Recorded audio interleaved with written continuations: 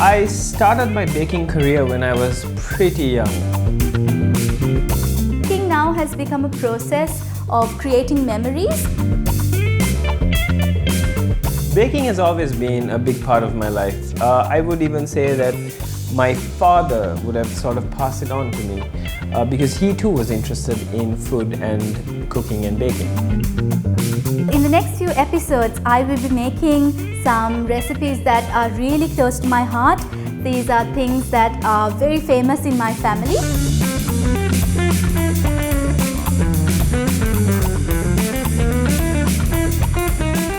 I look forward to spending the next 4 episodes with you, showing you all I can do and all I can make and helping you make it too.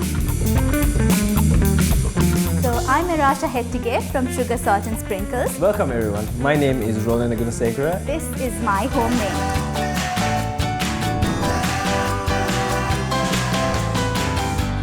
Hi, welcome to another episode of Homemade on High TV. I'm Erasha from Sugar, Salt and Sprinkles, and today I will be making my chicken sliders.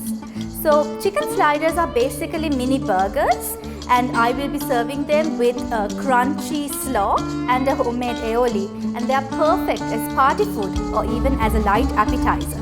So let's get started.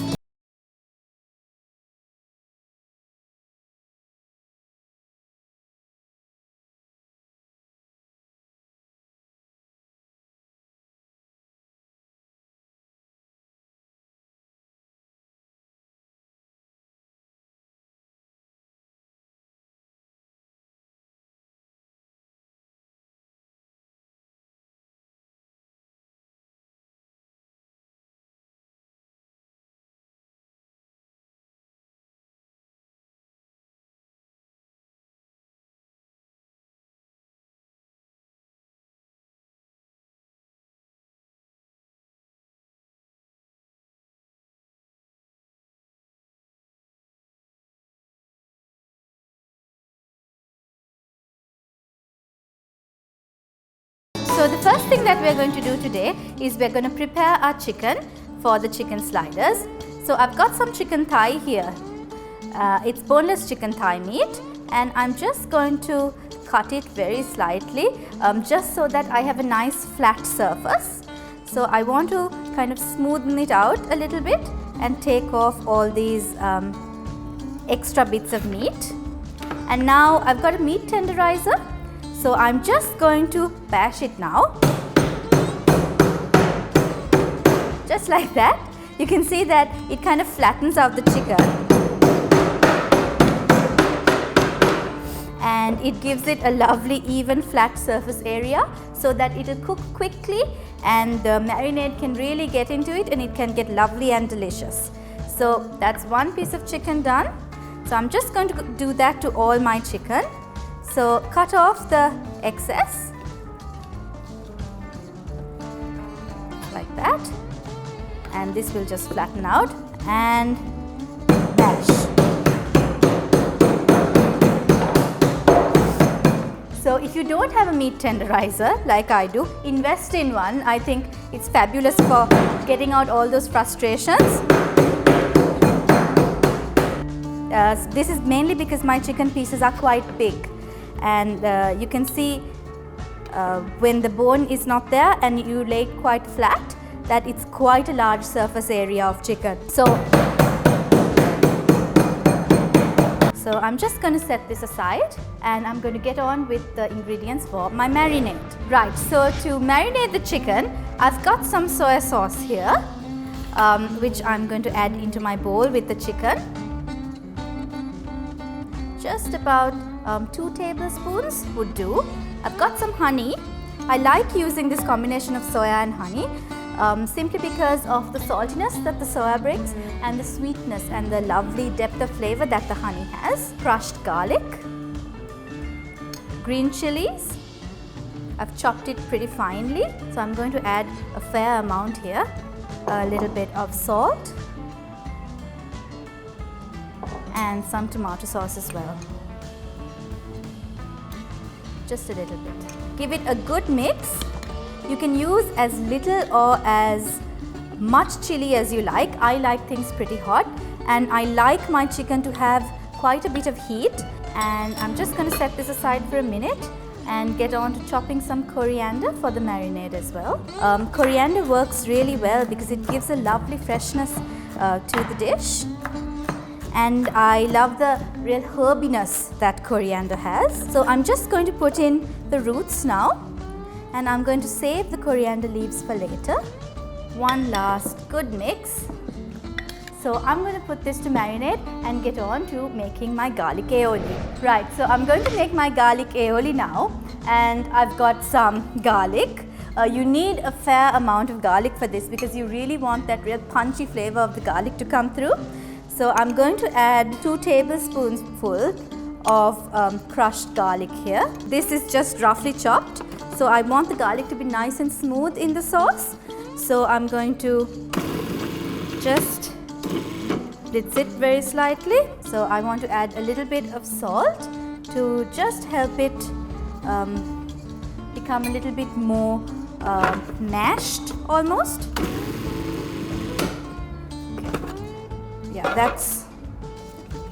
Yeah, it's a little bit smaller now, and there aren't as many large lumps as before.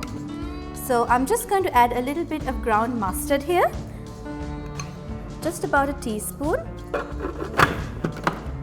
So just gonna let it go again. So each time we visit, the garlic will keep getting smaller and smaller, and it will become almost like a soft puree. Next ingredient I'm adding mayo. But my version has a few more ingredients like the mustard. So I'm going to add about 3 tablespoons of mayo here. You can see that the garlic has got nice and small now, and I'm just going to get all the little bits off the edges. I want to lighten my aioli now with a little bit of yogurt. And just going to give it, so this has become a really lovely sauce now. I'm just going to add a tiny bit more salt, and I'm going to give it one last pulse, and that's done. So that's my garlic aioli made. I'm just going to decant this and get on to the rest of the recipe.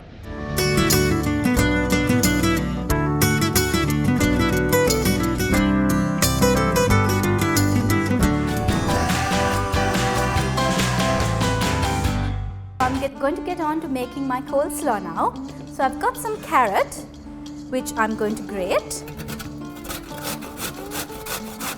The coleslaw gives the slider a lovely crunch and a lovely freshness. So just about 1 carrot, and I'm going to pop it into my bowl. I've got some cabbage leaves here, and I'm just going to shred it fairly finely.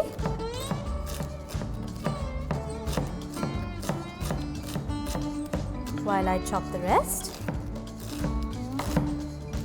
So it is good if you can chop it as finely as you can.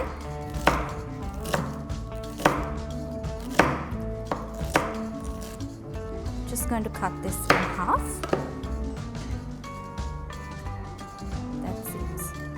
Fine, yeah. So there's a good mix of cabbage and carrot. So finally, I'm just going to get my onion, and I just want a few really thin slivers of onion going into my slaw as well. I really like the taste of raw onion here because when it is mixed with the garlic mayo or the garlic aioli, it has a really lovely flavor and this really nice rawness to it that works really well in the slider. I'm going to add some of this garlic mayo into it just as a dressing and just mix it nicely so that every little bit of the cabbage and the carrot is nicely dressed. Right, so that's done. Right, so now we're going to getting on to cooking our chicken. I've just put the heat on the pan and I'm going to add a little bit of oil just so that the chicken doesn't stick, and get my pieces of chicken. Yeah, so that's looking nice and hot. And I'm just going to lay them on like that. There's immediately a really lovely smell coming up from the chicken as it's cooking. And you can just smell all that soy sauce and even the herbs. It's really coming through, and I can smell that it's already caramelizing and becoming golden.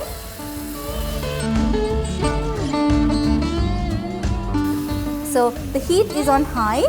You can see there's a lot of moisture that's coming out of the chicken, and that's most of that is the marinade. So I'm just going to move it around.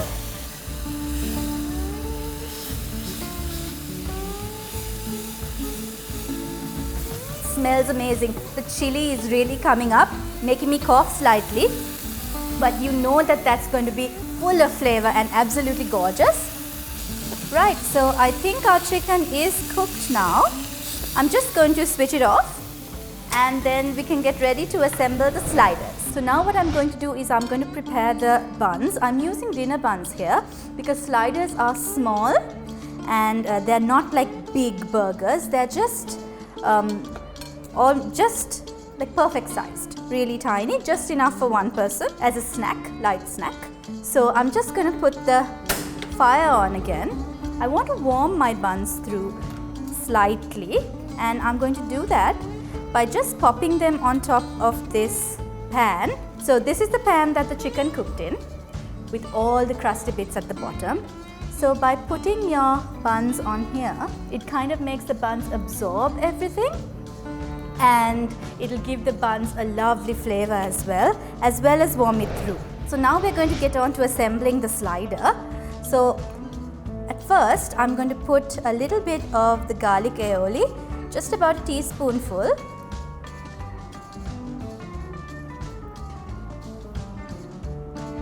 So I'm just going to place a piece of chicken and put it on top. It's there. And this last one will have these little pieces. I'm going to top each of the sliders with a little bit of coleslaw. So the coleslaw adds as a lovely contrast to the spicy caramelized chicken. It has a lovely crunch and a bit of tang, and also a lovely freshness and coolness because it's nice and cool against the hot chicken that's on the base of our bun. So there you have it. These are my chicken sliders. So I'm just going to top them with the bun like this and secure it with a toothpick. So these are my chicken sliders, and I hope that they'll be making an appearance at your next party. And I hope you like them as much as I do.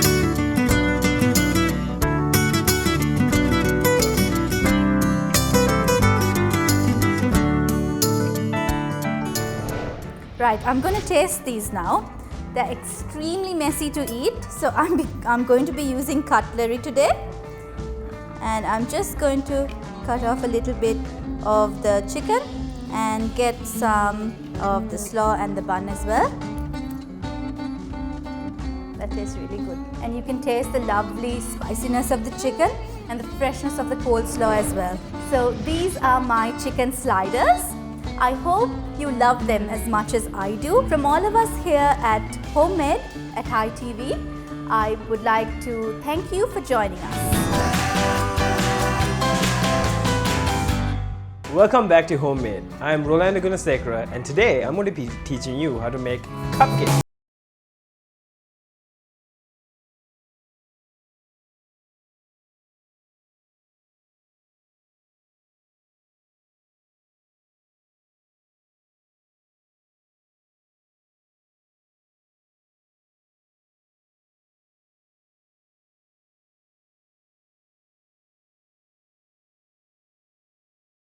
Today I have 200 grams of flour, and what I've done with the flour is I've already added the 3 teaspoons of baking powder into it. So what I'm going to do is I'm going to give it a little bit of a mix, because you want to evenly distribute the baking powder so that it is completely combined with the flour. That helps with the baking a lot because it gives volume. So what I will do is I will add the sugar into the bowl, then I will add the butter as well. I will begin to cream the sugar and the butter.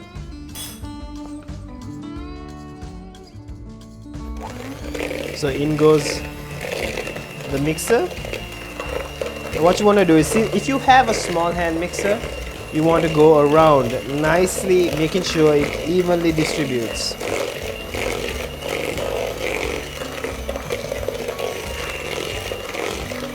Now when I start to see the color change, where the sugar and the butter become a bit lighter, I start to slowly add my eggs, one by one.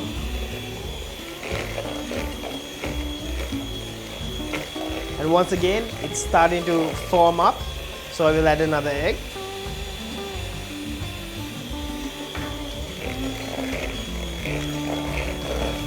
And you continue this process until your eggs, your sugar and your butter are combined nicely, smooth and creamy.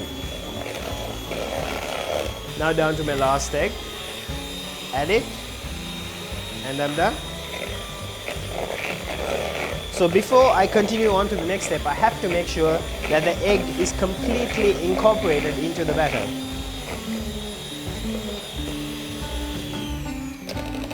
And that looks about right.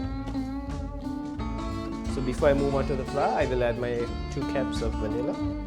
So 2 cups of vanilla roughly is a little more than a teaspoon. So I like to have a lot of vanilla flavor in my cupcakes, so I add a little bit more. But you can use as much as you like, no problem. Give that also a nice mix.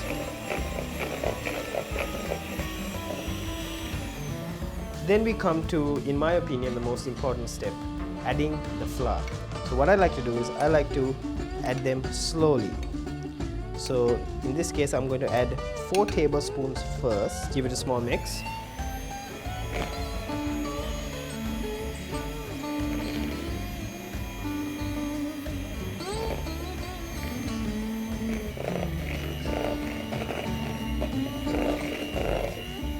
And once it looks like it's mixed enough, add the rest.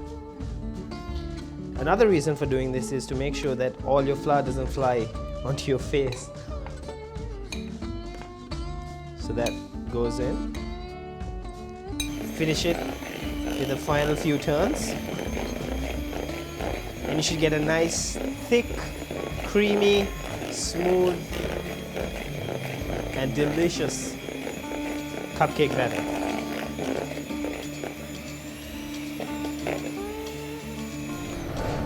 And now I will take my piping bag.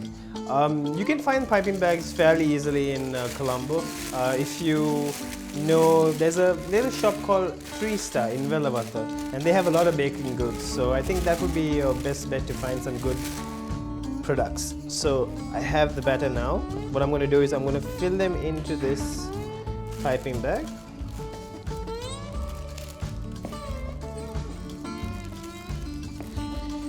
You want to try and take as much as you can from the bottom and then scrape your way up, just so you can break any clots if there are any flour.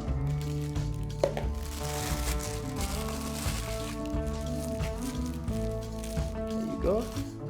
Use a scissor, be careful. Cut a nice opening, not too big, not too small. And what I like to do is pipe it into the tray, but you are most welcome to use a tablespoon or anything else you have. Then you want to pipe it just a little more than half, not too much, because what would end up happening is if you pipe it too close to the mouth, and it'll flow out of the cup.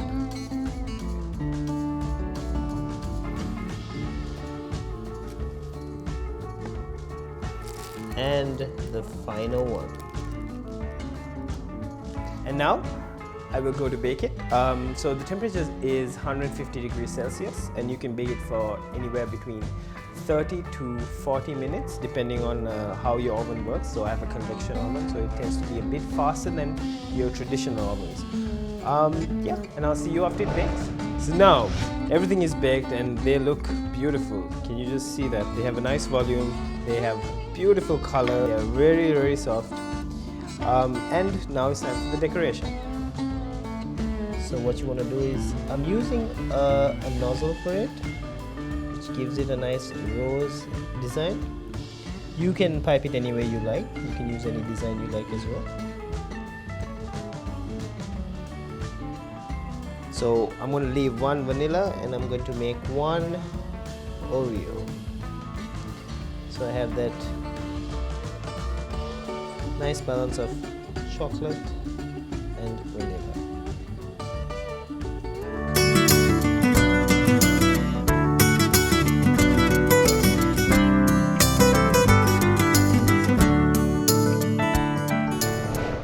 And now it's time to taste. So I'm going to have the vanilla. Oh, it looks so good. That's really good. So that was amazing. The icing was so good.